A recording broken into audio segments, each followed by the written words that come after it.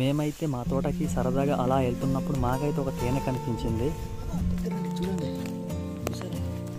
ఈ తేనెటీగలు చిన్న చిన్నగా ఉండడం వల్ల వీటిని అయితే మనం కర్ర తేనె అని చెప్పుకోవచ్చు. అదేవిధంగా ఇక్కడ తేనె నూనె చాలా ఎక్కువగా ఉందని మనం గమనించవచ్చు. నిజానికి మేము ఇప్పుడు తినబోతున్నాం. దీని టేస్ట్ ఎలా ఉంటుందో ఇప్పుడు తినేసి చెప్పాలి. చాలా చాలా బాగుంది. మనోడైతే ఆయిల్ ఎలా తాగుతాడు చూడండి. ఎత్తుకో పైకి, ఎత్తుకొని పోసుకో. అదిగా చాలా బాగుంది. టేస్ట్ ఎలా ఉంది?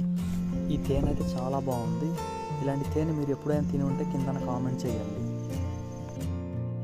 నిజానికి ఇది చాలా బాగుంది. నాకైతే ఐస్ క్రీమ్ తిన్నట్టు అనిపిస్తుంది. చూసారా?